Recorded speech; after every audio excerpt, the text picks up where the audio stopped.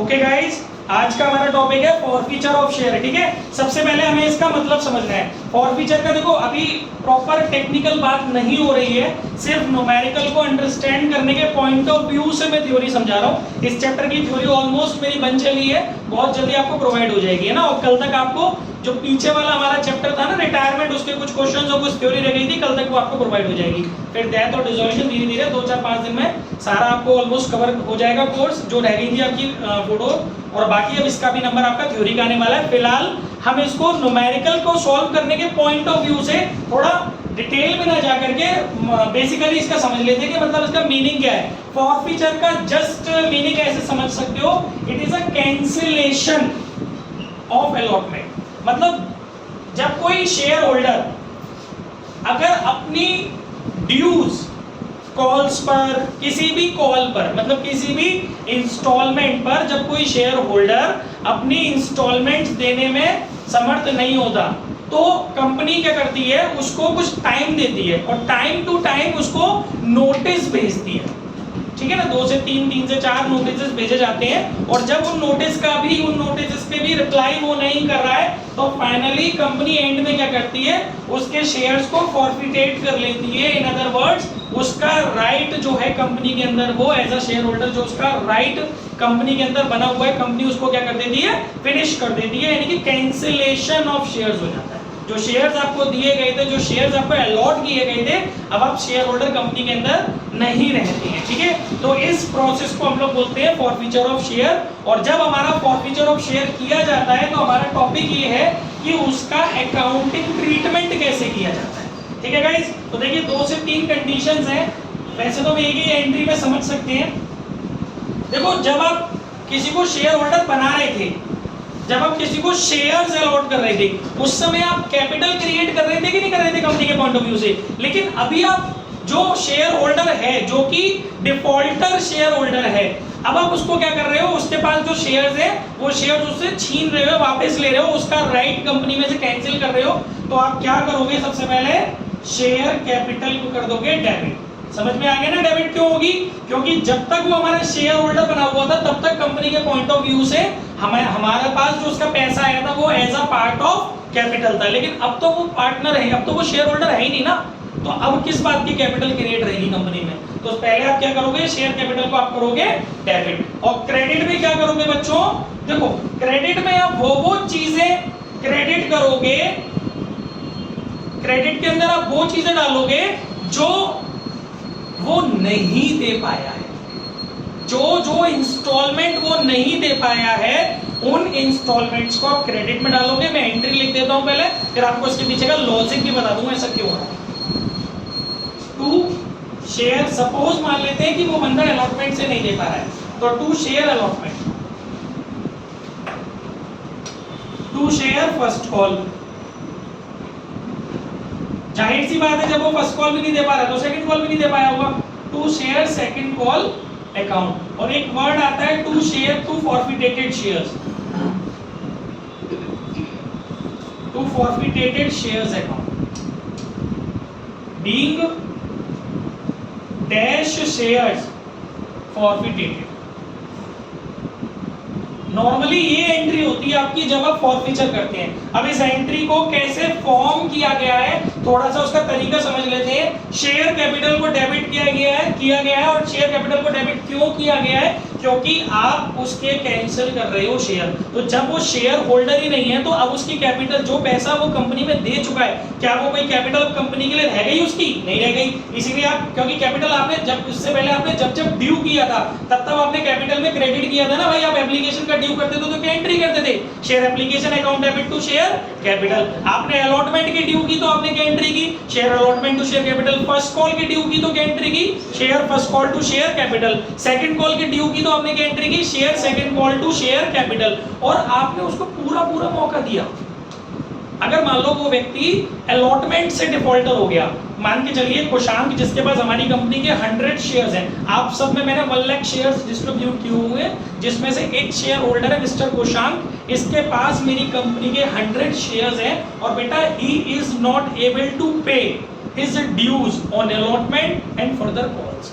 ना तो ये अलॉटमेंट दे पा रहा है, ना ये फर्स्ट कॉल दे पा रहा है, ना ये सेकंड कॉल दे पा रहा है। तो यहाँ तक तो टॉपिक आपने पढ़ा हुआ है, ये कॉल इन एरियर है। इसके बाद कंपनी उसको नोटिसबाजी करेगी, फिर भी वो नहीं दे रहा है तो फाइनली कंपनी क्या करेगी, उसके शेयर्स को फॉरफिटेट करेगी। तो उस कंडीशन में करेगी क्या कंपनी ने उसको पूरा मौका दिया था ना, इसकी हर इंस्टॉलमेंट को कंपनी ने ड्यू किया था ना, उम्मीद रखी थी ना कि चलो अब नहीं दे रहा तो अब दे देगा, अब नहीं दे रहा तो अलॉटमेंट में नहीं दे रहा तो चलो फर्स्ट कॉल पे दे देगा, फर्स्ट कॉल पे नहीं दे रहा तो चलो सेकंड कॉल पे दे देगा। तो हर बार इसको पूरे अमाउंट से मैंने ड्यू किया था, तो इसको इन्वॉल्व करके, मेरी बात समझना, मैं फॉर्मेशन समझा रहा हूँ, इस एंट्री का फॉर्मेशन कैसे हुआ है, मैंने इसको हर बार इन्वॉल्व करके ड्यू किया है। तो मेरी वो कैपिटल जो है 100 शेयर्स की, इसके रिगार्डिंग वो हर बार क्रेडिट हुई है, अलॉटमेंट में भी क्रेडिट हुई, फर्स्ट कॉल पे भी क्रेडिट हुई, सेकंड कॉल पे भी क्रेडिट हुई, केवल इसके रेफरेंस में। और अब इसमें इसे एंड में हमने शेयर होल्डर बनाया नहीं, मतलब इसको कैंसिल कर दिया, इसका राइट मना कर दिया कि अब हम तेरे को कोई शेयर होल्डर नहीं मान रहे। तो इसकी जो अननेसेसरी कैपिटल क्रेडिट हुई पड़ी है उसको खत्म करना पड़ेगा ना, उसको खत्म करने के लिए शेयर कैपिटल को किया गया है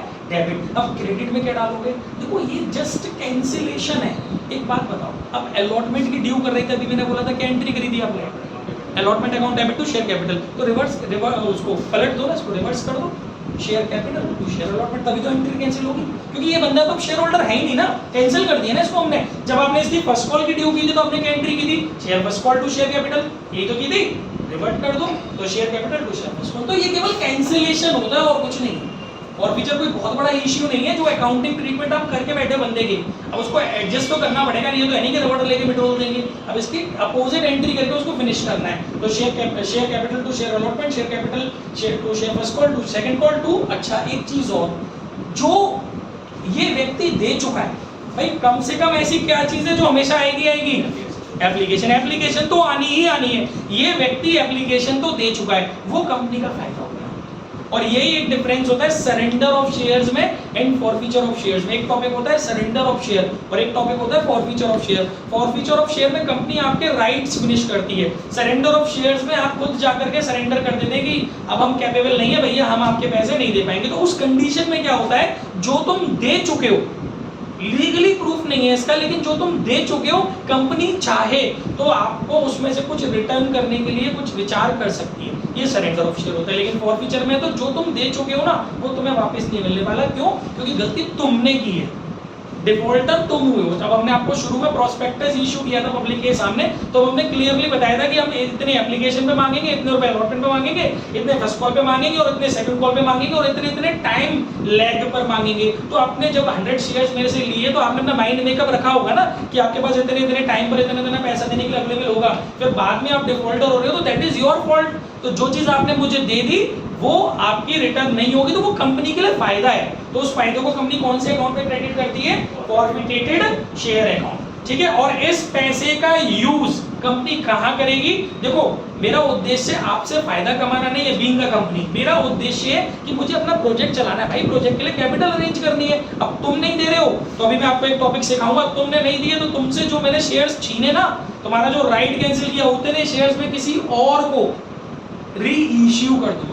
अब मान लो मुझे उसको री इश्यू करने में नुकसान उठाना पड़ा, तो मैं किस लेवल तक नुकसान उठाऊंगा, फॉरफिटेटेड शेयर के लेवल तक। ये क्वेश्चन 1 मार्क में बहुत आता है कि जब री इश्यू किया जाता है तो री इश्यू के टाइम पर जो डिस्काउंट अगर हम दे रहे हैं वो किस लेवल तक जा सकता है, वो केवल उतने ही लेवल तक जा सकता है जितने लेवल तक आपको शेयर फॉरफीचर के अंदर फायदा हुआ है, ठीक है ना। तो इसीलिए इस शेयर फॉरफीचर के अमाउंट को कंपनी इस तरीके के री इश्यू में, अगर डिस्काउंट पर री इश्यू करती है उस समय उसको यूज करती है। तो कुल मिला के एंट्री समझ में आ गई। और नॉर्मली न्यूमेरिकल करने के लिए आपको एंट्री में क्या करना है, ज्यादा बुद्धि नहीं लगानी है, हमेशा शेयर कैपिटल डेबिट करना ही करना है और क्रेडिट में क्या क्या डालना है, जो वो नहीं दे पाया। अगर वो अलॉटमेंट दे चुका है तो अलॉटमेंट मत डालना, क्या डालोगे, फर्स्ट कॉल और सेकंड कॉल। और फर्स्ट कॉल भी दे चुका है तो केवल सेकंड कॉल। और 2 में क्या डालोगे, फॉरफिटेटेड शेयर, और इसमें क्या डालोगे, जो वो दे चुका है, एप्लीकेशन दे चुका है, अलॉटमेंट दे चुका है, फर्स्ट कॉल दे चुका है। तो तीनों को जोड़ के और जितने शेयर्स उसके पास है उससे मल्टीप्लाई करके जो आएगा वो आप यहाँ पर डाल दोगे, और जो नहीं दे चुका वो तो आपका डायरेक्टली यहाँ आ जाएगा। और कैपिटल में क्या आएगा, कॉल्ड अप वैल्यू। कैपिटल में क्या आता है गाइस, कॉल्ड अप वैल्यू। कई बार क्या होता है कि 10 रुपए का शेयर है, कंपनी ने अभी 8 रुपए मांगी है, ऐसा होता है ना, फाइनल कॉल नहीं मांगी है, फाइनल कॉल मांगने से पहले ही तुम्हारे शेयर अर्न किए, ऐसा नहीं है कि फाइनल कॉल नहीं मांगी है। अब मैंने तुम्हें, मान लो तुम्हारे पास 100 शेयर्स हैं, मैंने तुमसे अलॉटमेंट मांगी, एप्लीकेशन तो तुम्हें देनी थी, क्योंकि जब तक तुम एप्लीकेशन नहीं दोगे तब तक तुम मेरी शेयर होल्डर नहीं बनोगी। मैंने तुमसे अलॉटमेंट मांगी, तुम नहीं दे पाई, मैंने सब्र कर लिया। 2 महीने बाद मैंने तुमसे फर्स्ट कॉल मांगी, तुम नहीं दे पाई।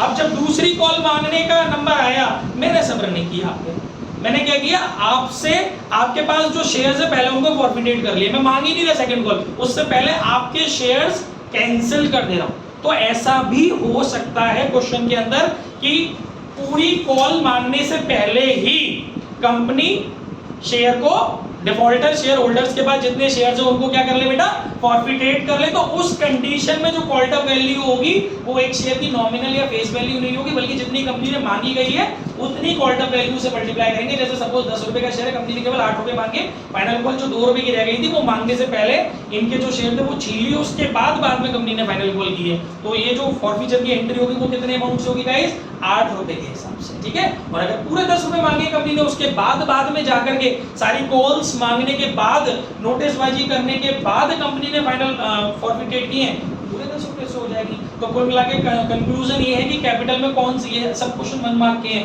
कैपिटल में किस अमाउंट से मल्टीप्लाई करते हैं, ये केस स्टडी एक नंबर पे बनेगी आपके पेपर में 1 मार्क के अंदर। क्या हो गया, आंदो तो कट जाएगा, नाम आ रहा है किसी का, आंदो कट जाएगा। तो कुल मिला के कहानी क्या है बच्चों, कैपिटल में किससे मल्टीप्लाई होगा, कॉल्ड अप वैल्यू से।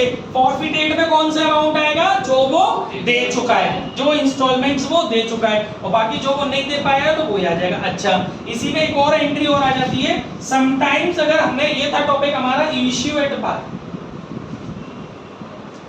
बात समझ रहे हो, अगर आपने शेयर्स को काय पे इशू किया बेटा, पार पर इशू किया तो फिर फॉरफीचर बाजी हो रही है। लेकिन अगर आपने शेयर प्रीमियम पर इशू किए हैं, इश्यू एट प्रीमियम, इसमें 2 कंडीशन होती है, व्हेन प्रीमियम इज पेड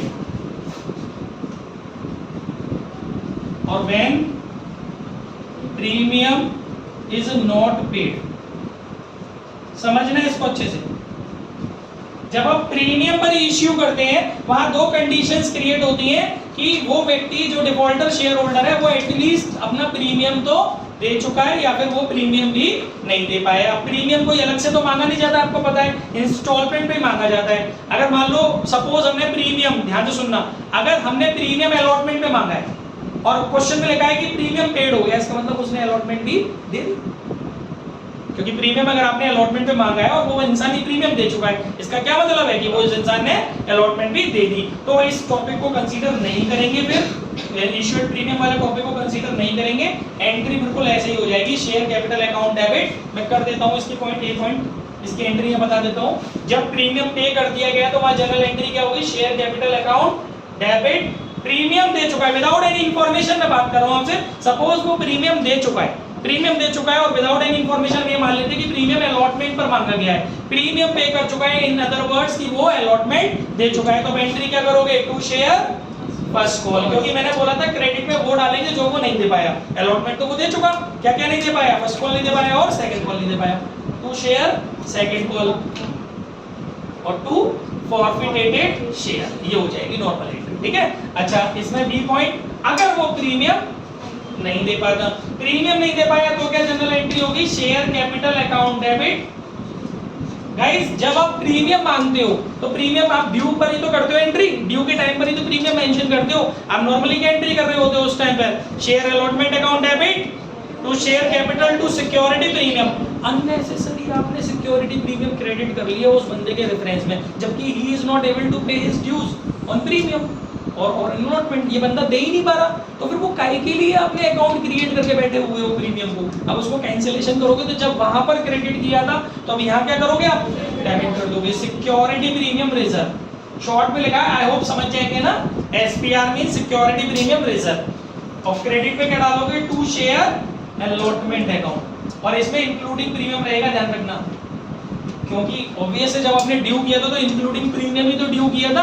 अभी आपने एंट्री की ना share allotment account debit to share capital to security premium, तो अलॉटमेंट में दोनों को मर्ज करके ही तो अमाउंट आ रहा था, तो जब उसको कैंसिल करेंगे तो उसी हिसाब से तो करेंगे कि share capital debit security premium debit to share allotment amount जो रहेगा वो इंक्लूडिंग प्रीमियम। और फिर तो समझ ही लेते हैं, सपोज कि वो फर्स्ट कॉल भी नहीं दे पाया, फॉर शेयर सेकंड कॉल और 2 फॉरफिटेटेड शेयर अकाउंट। आई होप समझ में आ गया होगा। पॉज कर लो उसको। इसमें एक चीज और आपको समझनी है, ये आपकी बुक में 2 तरीके हैं, when call in arrear account is not opened या मेंटेन्ड और when call in arrear is maintained. ये मैंने जो पूरा बोर्ड पर जो पूरा स्ट्रक्चर बनाया है, ये किस चीज का स्ट्रक्चर है, जब आप call in arrear account maintain नहीं करते। Call in arrear account maintain नहीं करते इसका मतलब अपनी जर्नल एंट्रीज में आपने कॉल इन एरियर मेंशन नहीं किया था, लेकिन अगर आपने शुरू में call in arrear account maintain किया है तो फॉरफीचर की एंट्री फिर कुछ इस तरह से नहीं होगी। देखो फिर किस तरीके से होगी। अगर इस कंडीशन की बात करें तो ये पूरी पिक्चर किस चीज में तब्दील हो जाएगी, call in arrear. Entry will be share capital account debit to call in arrear और टू फॉरफिटेटेड शेयर। क्यों कॉल इन एरियर, क्योंकि उस समय आपने उसके एंट्री में ड्यू मारा था, सॉरी रिसीव के टाइम में डेबिट किया था कॉल इन एरियर को। अब उसको कैंसिल करना है ना, क्योंकि वो कॉल इन एरियर तो बैलेंस शीट तक जा ही नहीं रहा ना, because call in arrear balance sheet तक तब जाता है जब हमने फॉरफीचर वाला प्रोसेस नहीं फॉलो किया होता है। मेरी बात समझी मैंने क्या बोला? Call in arrear balance sheet तक तब जाता है जब आप फॉरफीचर के बारे में नहीं सोच रहे होते हो। जब आपने एक स्टेप आगे ले लिए कॉल इन एरियर से, फॉरफीचर में तब्दील कर दिया उसको, तो वो जो आपकी एंट्रियों में अकाउंट ओपन हो गया कॉल इन एरियर, उसको तो फिनिश करो। और उसको फिनिश करने के लिए क्रेडिट करना पड़ेगा ना, तो बजाय अलॉटमेंट फर्स्ट कॉल और सेकंड कॉल करने के, उन सबके अमाउंट को जोड़ करके किस नाम से डाल देंगे, कॉल इन एरियर। और फॉरफीचर फॉरफिटेटेड शेयर तो फॉरफिटेटेड शेयर के नाम से रहेगा ही। एक ही बार में पूरा समझा दिया, सम्स करने में आसानी रहेगी, भी करने हैं सब सबको। अच्छा, इस कंडीशन में क्या होगा, share capital account debit to call in arrear to forfeited share, और यहाँ भी share capital account debit security premium reserve debit to call in arrear और टू फॉरफिटेटेड शेयर।